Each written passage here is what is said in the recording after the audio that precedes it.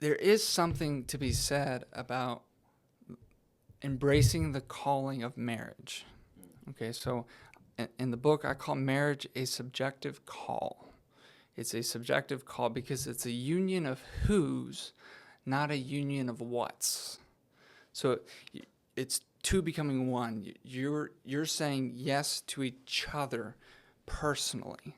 It's not an objective commitment. It's a subjective commitment. It's a personal commitment.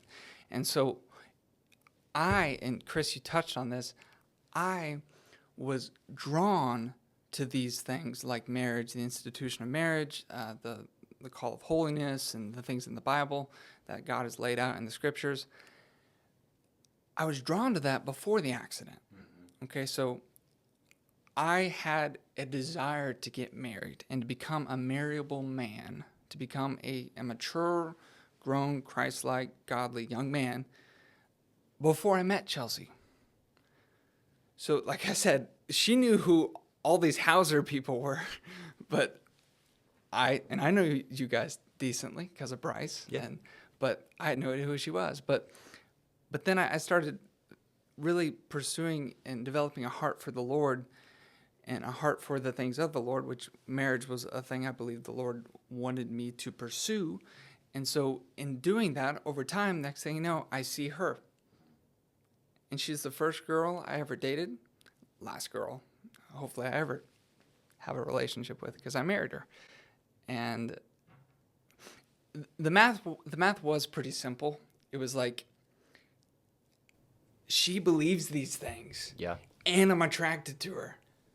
We can spend the rest of our lives together. It really was that simple. And I am a very,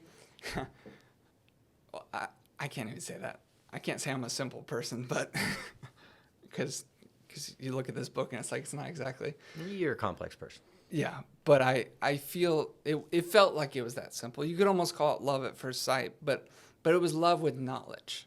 Like it was love based on knowledge and knowledge of what she's committed to and what I'm committed to. And most importantly, we were committed to each other. And she, again, modeled that before the vows were even, set forth. So there was this issue for me with survivor's guilt where my physical recovery progressed so rapidly. I looked at other people with traumatic brain injuries I started getting to know because I entered into that community and started feeling bad that I looked so much better. And that's something I talk about in the book. But what is important is to notice, I guess, the objective practical differences with my outcome.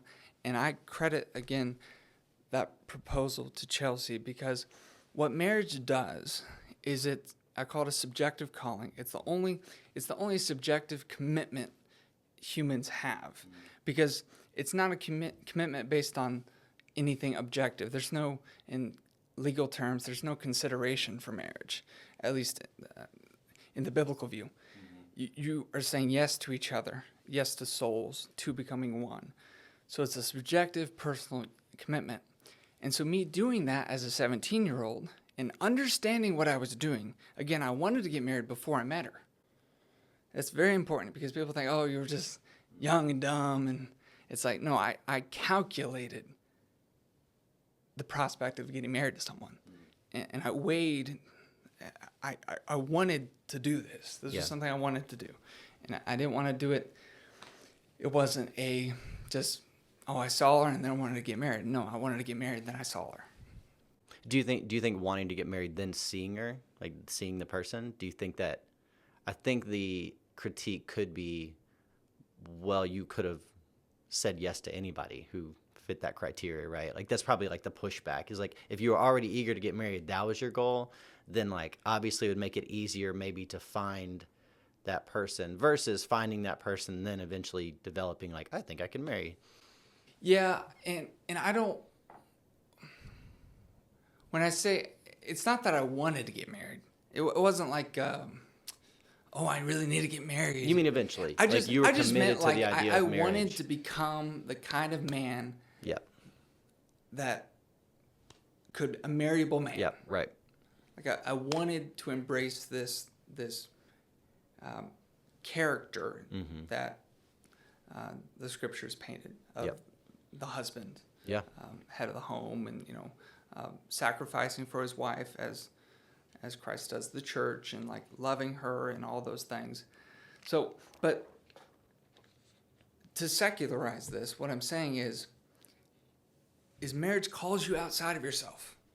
And it doesn't just call you to a thing, it calls you to another being, another person. It's the subjective commitment. And that's what was so important about it, is because, yeah, I woke up from the coma. I had to relearn all these things. I had to relearn my fiance's name. And it's like, okay, Cameron, your dad's walking you up the stage and you're about to get married to this girl. And you know what this calling's about. And you've got to do it. And so it was like sink or swim for me. It was sink or swim. Cameron, you're going to prove to Chelsea you can do this. You're going to prove to Chelsea that you can lead her, that you can, make a life for her. You can do these things. And I was already that way before when I met her, because she's 2 years older than me. So I was already working, up. I was already working uphill and trying to get to her level. But then the accident took me down even further.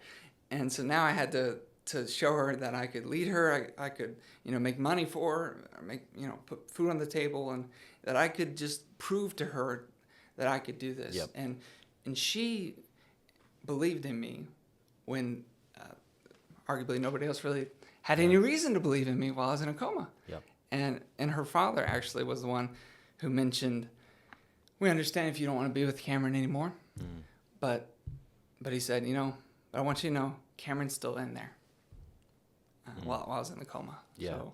So she, that's when she said, I'd push him in a wheelchair for the rest of my life. So